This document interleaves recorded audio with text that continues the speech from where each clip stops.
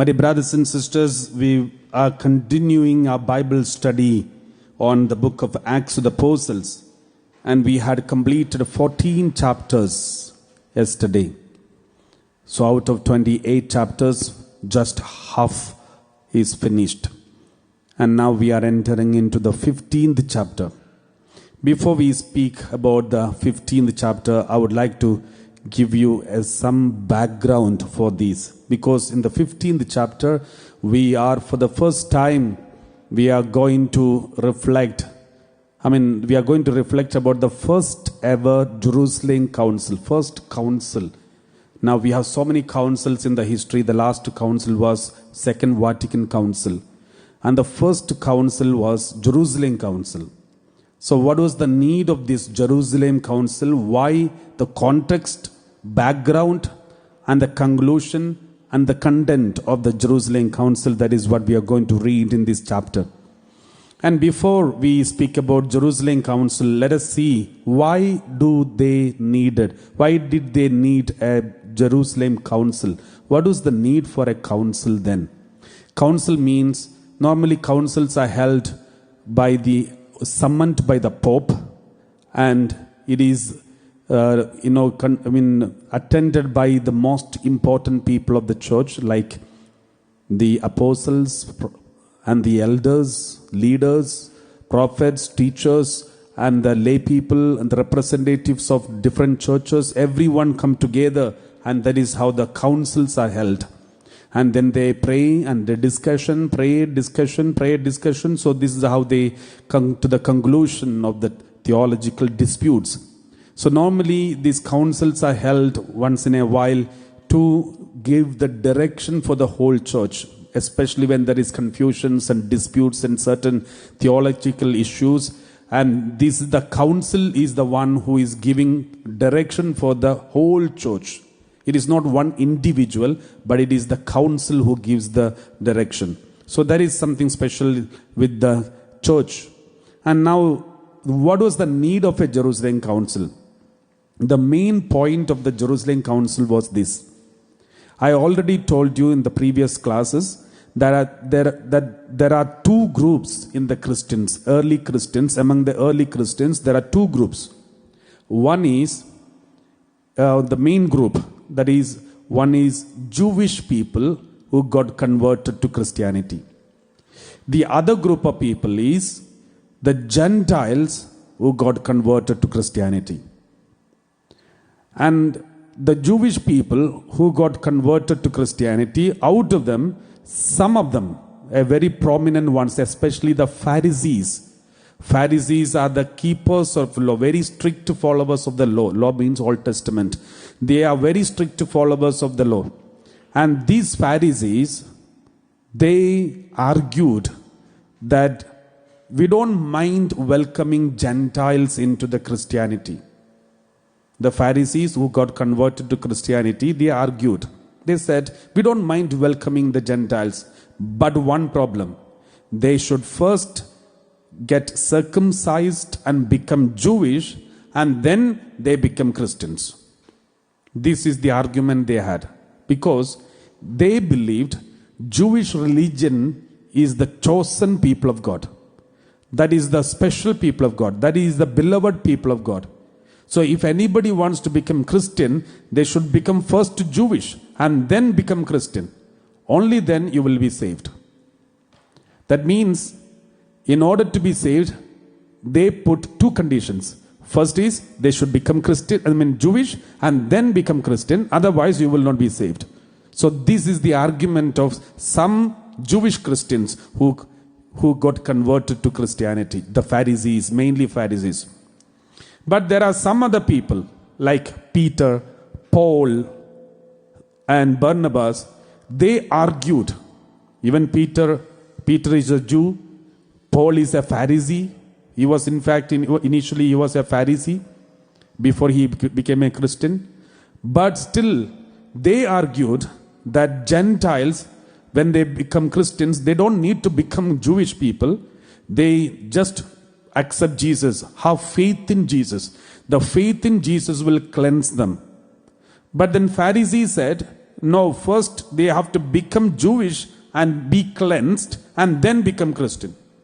Then Peter and Paul and Barnabas said, no, the faith in Jesus is sufficient to heal and cleanse everyone from every uncleanness. They don't need to become Jewish people.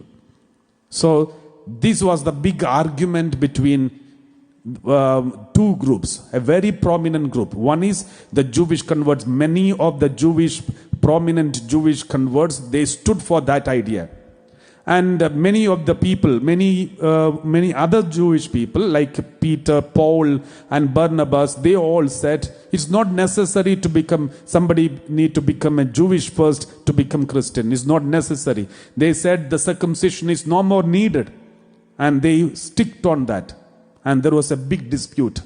And this dispute increased in such a way that one group started attacking the another church, another group, attacking not physically, but verbally. They started propagating, saying that these groups are wrong, they should be out, they should be punished, they should be disciplined. These people like Peter and Paul and Barnabas, they are teaching wrong things. So these arguments started in the church. And then the church decided, the church in the different places, they decided it should not be like this. There should be unity. We can't go on having theological disputes, especially on such a very important aspect of the church. Therefore, we need to have a solution for this. And as a result, the Jerusalem Council is summoned. So that is the background of a Jerusalem Council. If the Pharisees' argument is accepted, then there will be a problem. The Christianity will just become a Jewish sect. Because anybody wants to become Christian, first they have to become Jewish and then become Christian. That means it looks like a sub part of the Jewish community. Jewish religion's sub part. In fact, it is not like that. Therefore, Peter and Paul and Barnabas was completely against this idea that anybody wants to become a Christian, first they should become a Jewish and then become Christian. It cannot be acceptable.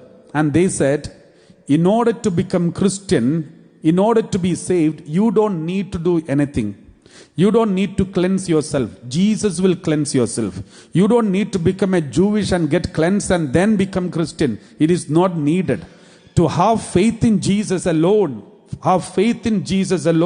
is sufficient to be cleansed and be saved. So this was the idea of Peter and Paul and Barnabas. And there is a big dispute happening in the church. So this is the background. Let us start reading this chapter 15 verse 1. Then certain individuals came down from Judea and were teaching the brothers. Certain individuals, they didn't mention who they are, but they came from most probably Jerusalem. From Jerusalem, most of them, and they are Jewish people, maybe Pharisees. Jewish certain individuals came down from Judea and they started teaching the brothers. The brothers means those who are baptized, maybe Gentiles, and they got baptized into Christianity. They said, unless you are circumcised. So these people, the Jewish people, the Jewish Christians, Jewish convert Christians, they came and told these Gentiles who are baptized. They said, first you should be circumcised and become Jewish and then become baptized and become Christian. Otherwise, you cannot be saved. So this is their teaching. Unless you are circumcised according to the custom of Moses, you cannot be saved. That means they were not ready to give up certain ideologies which they were holding on to. But at the same time, these Gentiles were also having some ideologies which they gave up and came to the Christianity.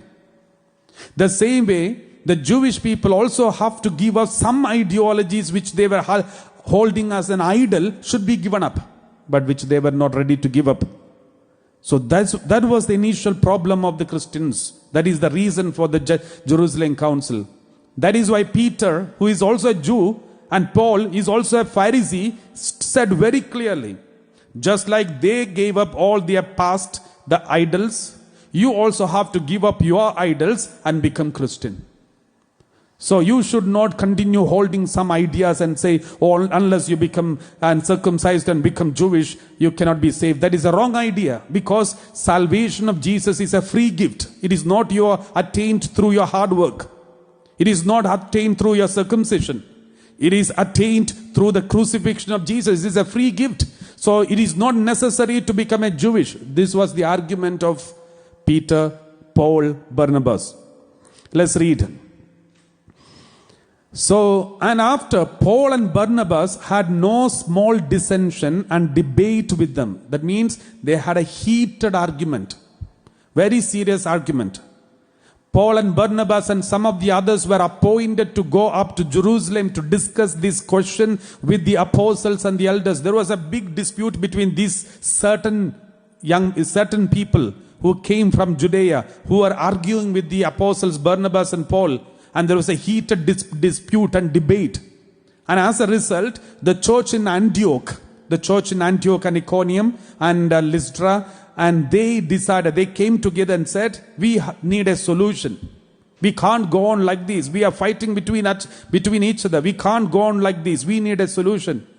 Now the church in Antioch is a new church, but the head office, the headquarters of the Christianity is in Jerusalem. Then Jerusalem was the center. So they said, now we should go to Jerusalem and discuss with all the other apostles and discuss and come to a conclusion and then come back and teach everybody. So that is why this church in Antioch and the Lystra and Iconium, they came together and they selected 2 people to go to Jerusalem and clarify the things with the apostles and then come back and continue the teaching. And come to a conclusion. No more fighting with each other. So as a result, they selected Paul and Barnabas.